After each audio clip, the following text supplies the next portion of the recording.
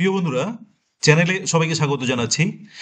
আজকে আমরা ইন্টারভিউ ক্লাসটা করতে যাচ্ছি বোর্ড সিলেবাসের উপরে। অর্থাৎ বোর্ডের সিলেবাসটা যে আছে সেই সিলেবাসটা আমাদের ইন্টারভিউয়ের জন্য কতটা গুরুত্বপূর্ণ।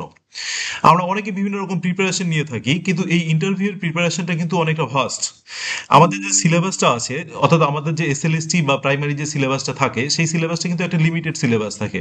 ওর মধ্যে লিমিটেড কিছু টপিক থাকে সেটা পড়ার জন্য। এইবার ইন্টারভিউ যখন আমরা প্রিপারেশন নিতে যাচ্ছি, সেই ইন্টারভিউর সিলেবাসটা কিন্তু অনেকটা ভাস্ট। আমাদের কিন্তু অনেক কিছুই দেখতে হয়, এবং এর মধ্যে কিছু কিছু ছোটখাটো জিনিস ভুলে যাওয়ার সম্ভাবনা থাকে। যেমন তার মধ্যে একটা গুরুত্বপূর্ণ হচ্ছে আমাদের এই বোর্ডের সিলেবাসটা। আমরা অনেকেই হয়তো অন্যান্য টপিকগুলো দেখছি, কিন্তু বোর্ডের সিলেবাসটা যে আমাদের দেখতে হবে সেটা কিন্তু আমাদের হয়তো এড়িয়ে যায়, যাওয়ার সম্ভাবনাও থাকে। বা অনেকে আমরা হচ্ছে সেই সুযোগটা পাই না সেটা দেখার জন্য। তো আমাদের বোর্ড সিলেবাসটা কিন্তু অবশ্যই দেখতে হবে, কারণ এখান থেকে কিন্তু কিছু প্রশ্ন হতে পারে। তো প্রশ্নগুলো কি টাইপের হতে পারে চলো আমরা একটু দেখে নিই। তাহলে আমাদের এই জায়গাটাকে আরো কভার করলে ভালো, মানে কভার করতে ভালো হবে, সুবিধা হবে। এবং সেই বোর্ডের বইগুলোই বা কোথায় পাবো সেটা তোমাদেরকে কিন্তু একটু সেই বিষয়ে গাইড করব।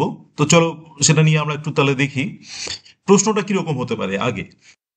দেখো, প্রশ্নের ক্ষেত্রে আমাদের যেটা ব্যাপার, সেটা প্রশ্নের ক্ষেত্রে কিন্তু আমরা একটা প্রশ্ন ধরি আগে, যে এই টাইপের প্রশ্ন হতে পারে একটা ক্লাসে ধরি। যেমন প্রথমেই পর্ষদের বিভিন্ন বই থেকে কি কি প্রশ্ন থাকতে পারে, কি টাইপের প্রশ্ন থাকতে পারে। যেমন মনে করো যে তুমি ক্লাস 9-এর ইংরেজি বইটা দেখেছো, তোমাকে প্রশ্ন করতেই পারে। যারা আমরা 9-10 দিচ্ছি বা 11-12 দিচ্ছি, তাদের জন্য কিন্তু এই প্রশ্নটা আসতেই পারে, পড়তেই পারে ওখান থেকে, যে তোমার কি সেটা দেখা আছে।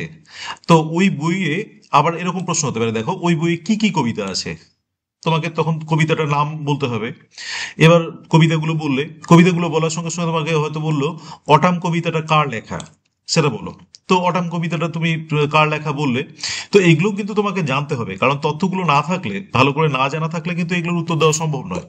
তার মানে এটাই বলতে যাচ্ছি যে তোমাকে কিন্তু ভালো করে সিলেবাসটাকে জানতে হবে, কারণ আমরা যেটার জন্য প্রিপারেশন নিচ্ছি সেটা কিন্তু অবশ্যই যারা প্রাইমারির জন্য নিচ্ছ তারা 1 থেকে 5 অবধি, এবং যারা আমরা 9, 10, 11, 12 নিচ্ছি তাদের হচ্ছে 5 থেকে 12 অবধি। আমাদের এই সিলেবাসটা কিন্তু মানে এর জন্যই, এই ক্লাসগুলোর জন্যই কিন্তু আমরা পরীক্ষা দিচ্ছি। সুতরাং এটার যদি সিলেবাসটা না জানা থাকে, তাহলে কিন্তু সেটা খুবই একটা, মানে সেই সিচুয়েশনে, অর্থাৎ বোর্ডের এক্সাম দিতে গিয়ে, ইন্টারভিউ দিতে গিয়ে তোমাদের কিন্তু বিভিন্ন সমস্যার সম্মুখীন হতে হবে। তো সেই সিচুয়েশনে সেটা পারবে না, তাই আগে থেকে সেটাকে কিন্তু তোমাকে রেডি করে যেতে হবে। চলো আরো দুই একটা প্রশ্ন দেখি। যেমন ক্লাস 12-এর কটি কবিতা আছে, এ টাইপের প্রশ্ন করতেই পারে। আচ্ছা, ক্লাস 10-এ ছিল। আচ্ছা, ক্লাস 10-এর ফার্স্ট ইউনিট টেস্টে কত নাম্বারের হয়।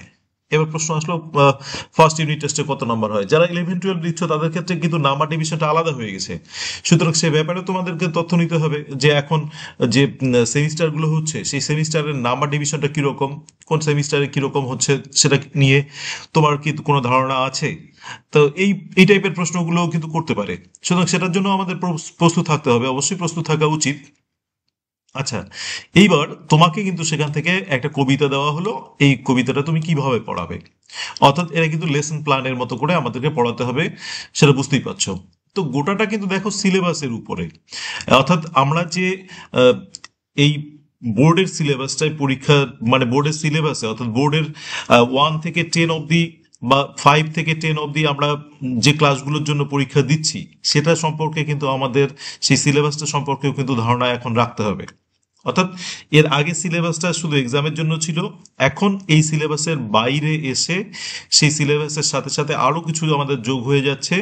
সেই যোগ হওয়ার মধ্যে কিন্তু একটা জিনিস হচ্ছে সেই পর্ষদের বইগুলো সম্পর্কে একটা প্রাইমারি ধারণা রাখা। যে প্রাইমারি ধারণাটা কিন্তু অবশ্যই কারো কারো ক্ষেত্রে কাজে লাগবে। ইন্টারভিউতে সব প্রশ্ন সবাইকে করা হবে না, তো এই টাইপের প্রশ্নগুলো করা হতেও পারে এবং করা হয় কিন্তু। তো তার জন্য তোমাদেরকে একটু আগাম জানিয়ে রাখা যে এটারও কিন্তু প্রিপারেশন একটা তোমাদের নিতে হবে। তো সেটা কবিতা কটা আছে, গল্প কটা আছে, লোয়ার ক্লাসগুলোতে বই কি কি আছে, সেই টাইপের কিন্তু রেডি হতে হবে।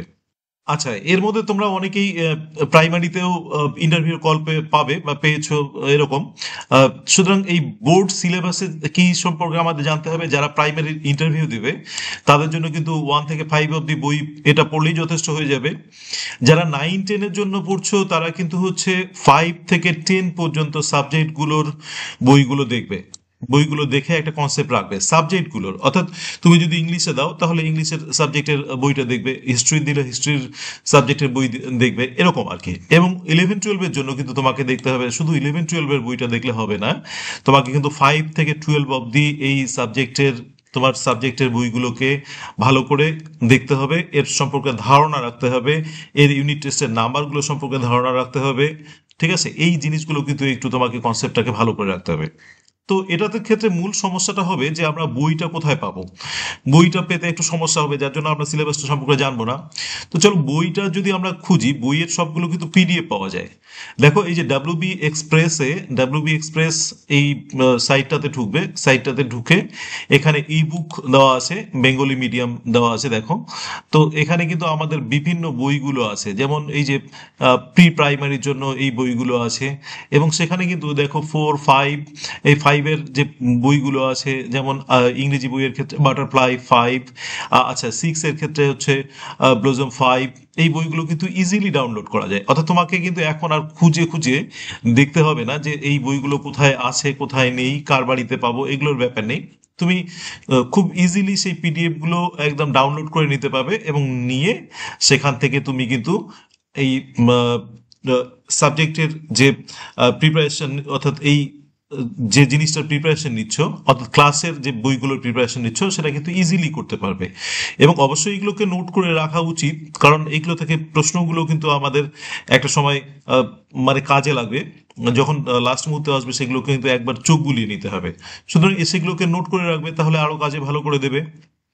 তো এটা কিন্তু একটা সহজেই ভুলে যাওয়ার মতো একটা জিনিস, কিন্তু খুব গুরুত্বপূর্ণ। আমরা হয়তো এড়িয়ে যাওয়ার মতো জিনিস, অনেকে হয়তো খেয়াল করবে না, কিন্তু এটা অবশ্যই গুরুত্বপূর্ণ এবং অবশ্যই এই বইটাও দেখবে। না হলে কিন্তু একটা কম্প্রিহেন্সিভ স্টাডি যেটা আমরা বলছি সেটা কিন্তু হবে না। তো সুতরাং এই বইগুলো তোমরা পেয়ে যাচ্ছ সেখানে, বইগুলোকে ডাউনলোড করে জাস্ট একবার করে একটু নজর দিয়ে রাখবে। তো এটাই ছিল আমাদের আজকে আলোচনা। এটাই হচ্ছে প্রিপারেশনটা সেভাবে নিবে, তোমাদের প্রিপারেশন ইন্টারভিউর জন্য ভালো হোক, এটাই আশা রইল। Thank you for watching the video. Please subscribe the channel let's learn blooming birds and stay tuned.